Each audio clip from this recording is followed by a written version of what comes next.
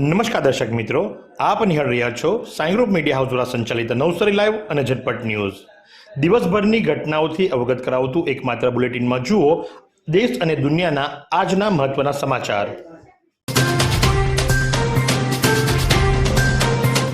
ગામ શામળા ફળિયા ખાતે luxury bus અને ટ્રક વચ્ચે સર્જાયો અકસ્માત.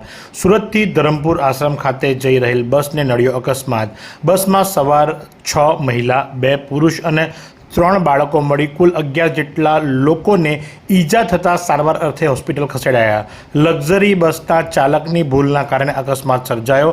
લક્ઝરી બસનો ચાલક ફોન પર સતત વાત કરતો હોવાનો આક્ષેપો સામે આવ્યા છે. ઘટનાની જાણ ખેરગામ પોલીસને થતાં પોલીસ ઘટના સ્થળે પહોંચી છે. પોલીસે ગુનો નોંધી તેજ તપાસ હાથ ધરી છે. સ્વરોજગારીનું પ્રેરક ઉદાહરણ. કેનવાસ પર આદિવાસી સંસ્કૃતિનું ચિત્ર પેઇન્ટિંગ દ્વારા ઊભું કર્યો નાનો પરંતુ મજબૂત ઉદ્યોગ. મિશન મંગલ યોજના થકી નોકરીમાંથી રોજગાર તરફ સફળ પરિવર્તન. શ્રી ગણેશ સખી મંડળે 15,000નું રિવોલ્વિંગ ફંડ સહાયરૂપ બનાવ્યું. સશક્તિ મહિલા અને સશક્ત સમાજ આ વિચારને સાકાર કરીને એક કહાની જે આજે ગ્રામ્ય વિસ્તારોમાં સામે આવી રહી છે, જેની અંદર રાજ્ય સરકારની મહિલા સશક્તિકરણ માટેની મિશન મંગલ યોજના એવી જ એક સશક્ત માધ્યમ બની છે, જેના થકી બહેનો પોતાના કુશળતા અને આવડતને આર્થિક સ્વાવલંબન સાથે જોડે છે. ડાંગ જિલ્લા કલેક્ટરના હસ્તે નવોદય વિદ્યાલય સાપુતારાના શાળા મેગઝીનનું સર્જનનું વિમોચન કરાયું. પીએમસી સ્કૂલ નવોદય વિદ્યાલય સાપુતારા વાર્ષિક સ્કૂલ મેગેઝિન સર્જનનું વિમોચન સમારોહની અંદર જિલ્લા કલેક્ટર કચેરી આહવા ખાતે 27/2/2026ના રોજ યોજાયો હતો. આ પ્રસંગે નવોદય વિદ્યાલય સાપુતારાના આચાર્ય આરપી તિવારી, એસબી મિશ્રા ઉપાચાર્ય સાથે જ મેગેઝિનના મુખ્ય સંપાદક અશોક લીમય અને હિન્દી વિભાગના સંપાદક ઉષા સતત કલેક્ટર કચેરી આહવા ખાતે પહોંચ્યા હતા. રાષ્ટ્રીય વિજ્ઞાન દિવસની ઉજવણી. 28/2/2026ના રોજ વર્ધા રાષ્ટ્રીય શાળા મંદિર, તાલુકો જલાલપુર, જિલ્લા નવસારીમાં રાષ્ટ્રીય વિજ્ઞાન દિવસની ઉજવણી કરવામાં આવી. ગામના સરપંચ દેવાંગભાઈ દેસાઈ અને સીઆરસી અંકિતભાઈ ટંડેલ દ્વારા વિજ્ઞાન પ્રદર્શન ખંડની રિબિન કાપી ખુલ્લું મૂકવામાં આવ્યું હતું. ત્યારબાદ દીપ પ્રાગટ્યને મહેમાનોનું સ્વાગત પણ કરવામાં આવ્યું હતું. વાંસદા ડાંગમાં કુદરતે કેસરી રંગની ચાદર ઓઢી હોય તેવા રમણીય દ્રશ્યો. વાંસદા ડાંગ પંથકમાં કેસુડાના ફૂલોની ચાદર છવાતા વાતાવરણ સોળે કલાએ ખીલી ઉઠ્યું છે. દંડકારણ્ય વન પ્રદેશ અને ડાંગ અને ડુંગરાળ પ્રદેશ વાંસદામાં વસંત ઋતુના આગમન સાથે કેસુડાના ફૂલોની ચાદર છવાઈ જતાં સમગ્ર વિસ્તારનું વાતાવરણ સોળે કળાએ ખીલી ઉઠ્યું છે. જાણે કે કુદરતે કેસરી રંગની ચાદર ઓઢી હોય તેવું વાતાવરણ સર્જાયું હતું.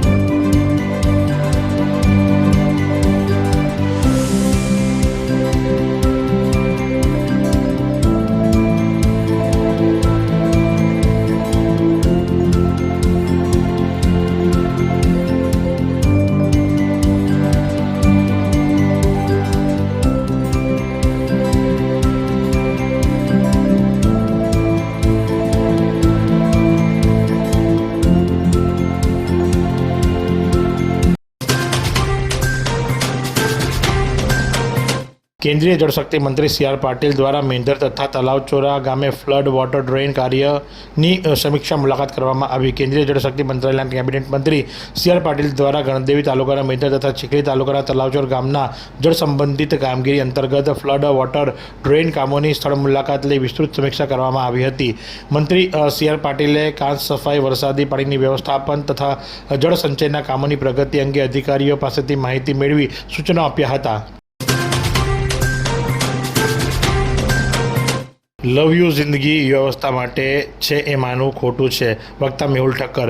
Navsari district senior citizen trust સંચાલિત ગિરજા સિનિયર સિટીઝન પબ્લિક લાઇબ્રેરીનો 7મો સ્થાપના દિવસ સભ્યો સાથે ઉજવાયો. Navsari district senior citizen trust સંચાલિત ગિરજા સિનિયર સિટીઝન પબ્લિક લાઇબ્રેરીનો સ્થાપના દિવસ સંસ્થાના એસી હોલમાં ઉજવાયો હતો. કાર્યક્રમનો આરંભ સિનિયર સિટીઝન ટ્રસ્ટના હોદ્દેદારો અને ગિરજા લાઇબ્રેરીના હોદ્દેદારોના હસ્તદીપ પ્રાગટ્યથી કરવામાં આવ્યો હતો. અમિત દેસાઈએ સુંદર પ્રાર્થના રજૂ કરી હતી અને ગિરજા લાઇબ્રેરીના પ્રમુખ તુષારકાંત દેસાઈએ ગિરજા સાર્વજનિક પુસ્તકાલયના સ્થાપન કાળથી આજ દિન સુધીની વાતો કરી પ્રારંભિક ભૂમિકા સજાવી હતી.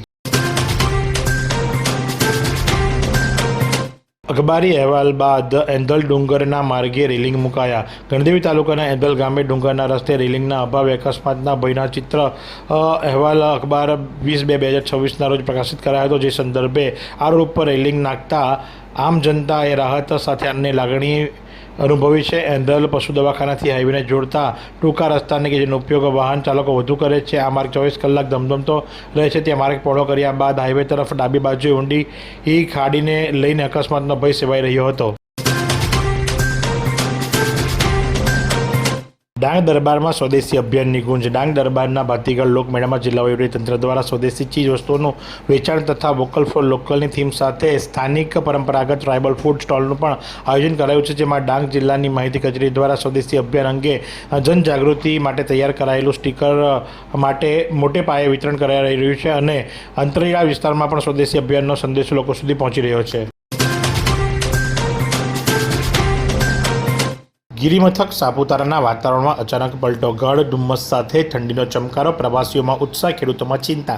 ગિરિમથક સાપુતારા ખાતે છેલ્લા 2 દિવસથી વાતાવરણમાં અચાનક પલટો જોવા મળી રહ્યો છે. વહેલી સવારથી સમગ્ર ગિરિમથકના વિસ્તારમાં ગાઢ ધુમ્મસ છવાઈ જતાં ઠંડી ફરી એકવાર ચમકારોનો અનુભવ કરાવતી હોય એવું લાગી રહ્યું છે, જેના કારણે કુદરતી સૌંદર્ય વધુ મનોહર બની ગયું છે. શનિવારે વહેલી સવારે ગિરિમથક સાપુતારાના ગંગા તળાવ કિનારાના તથા મુખ્ય માર્ગ પર ધુમ્મસની સફેદ ચાદર છવાઈ. વાહન ચાલકોએ ધીમી ગતિએ વાહન ચલાવવાની ફરજ પડી હતી.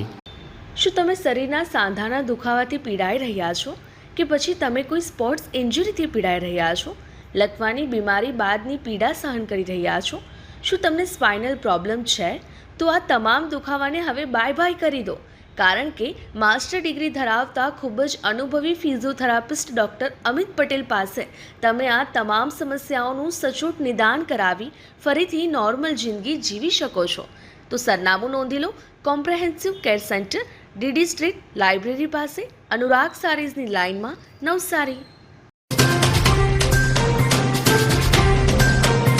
હત્યામાં મદદ કરનાર એકની અટકાયત. દશેરા ટેકરીમાં થયેલી હત્યા પ્રકરણમાં 3 દિવસની મહામહેનત બાદ ફાયર બ્રિગેડના જવાનોએ દશેરા ટેકરીની ખાડીમાંથી હત્યામાં વપરાયેલું ચપ્પુ જે ખરું એ શોધી કાઢ્યું છે.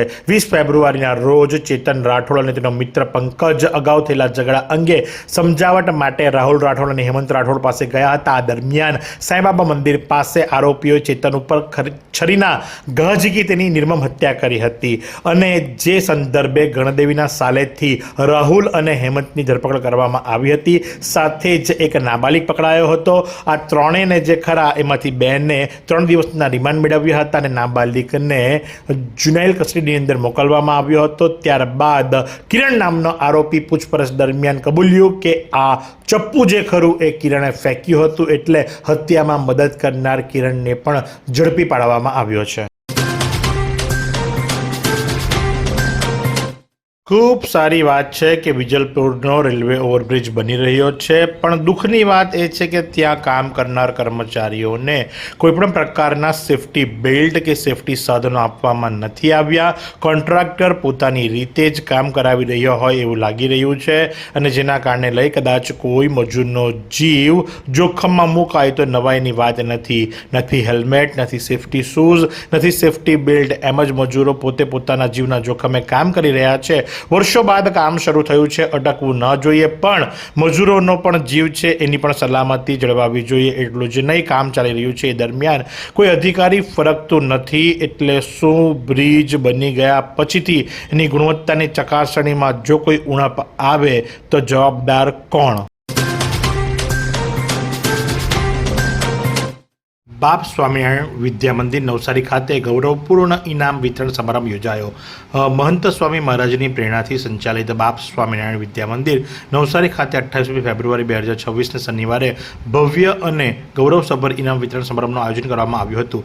શૈક્ષણિક વર્ષ દરમિયાન વિવિધ ક્ષેત્રમાં ઉત્તમ પ્રદર્શન કરનાર વિદ્યાર્થીઓને સન્માનિત કરવા માટે આયોજિત આ કાર્યક્રમ આનંદ, પ્રેરણા અને સંસ્કારથી ઓતપ્રોત થઈ રહ્યો હતો. આ કાર્યક્રમમાં નવસારીના ભૂતપૂર્વ ધારાસભ્ય પિયુષભાઈ દેસાઈ, ગાડા કોલેજના ઇન્ચાર્જ આચાર્ય ડોક્ટર ધર્મવીર ગુજ્જર, નુડાના chief town planner Kaushik Patel વગેરે ઉપસ્થિત રહ્યા હતા.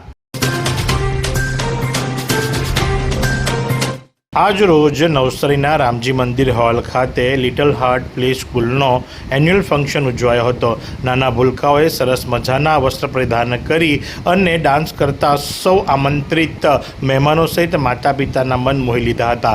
નાનપણથી જ બાળકોની અંદર જે નૃત્ય કલાની શૈલી છે તેમજ બાળકોની અંદર જે ટેલેન્ટ છે તેને બહાર લાવવા માટે લિટલ હાર્ટ પ્રી સ્કૂલ દ્વારા આ રીતે સરસ મજાનું આયોજન કરવામાં આવ્યું હતું. હવે શહેરના પોશ ઇલાકામાં પણ દૂષિત અને અનિયમિત પાણી પુરવઠાની તકલીફ. શહેરની મધ્યમાં આવેલા આશાનગરમાં છેલ્લા 3 માસથી આવતું પાણી દૂષિત, પુરવઠો પણ અનિયમિત. નવસારીની મધ્યમાં આવેલા અને સૌથી વધુ પોશ વિસ્તાર તરીકે ગણતરી પામતા આશાનગરમાં પીવાનું પાણી શુદ્ધ આવતું નથી. એટલું જ નહીં પણ નિયમિત રીતે પૂરું પાડવામાં પણ તંત્ર નિષ્ફળ રહી ચૂક્યું છે. આશાનગરમાં છેલ્લા 3 માસથી પીવાનું પાણી દૂષિત આવી રહ્યું છે અને એટલું ઓછું હોય તેમ પાણી પુરવઠો પણ પૂરતો અને અનિયમિત આપવામાં આવતો નથી. સ્થાનિકોના કહેવા મુજબ મનપા દ્વારા શરૂ પાડવામાં આવેલું મીઠું પીવાનું પાણી છેલ્લા 3 માસથી અનિયમિત રીતે આપવામાં આવી રહ્યું છે અને જેના કારણે લોકોને હાલાકીનો સામનો ભોગવવો પડી રહ્યો છે. એવી કઈ હોસ્પિટલ છે જ્યાં કેન્સર માટે સર્જરીની સેવા હોય, કીમોથેરાપીની સારવાર હોય, રેડિયેશનની સારવાર હોય, પીટી સીટી સ્કેન હોય, કેન્સરની પેથોલોજી હોય, મેમોગ્રાફી હોય, એટલે કે બધું જ. હા, બધી જ સારવાર એક જ હોસ્પિટલમાં હોય. તે છે નવસારી નિરાલી કેન્સર હોસ્પિટલ.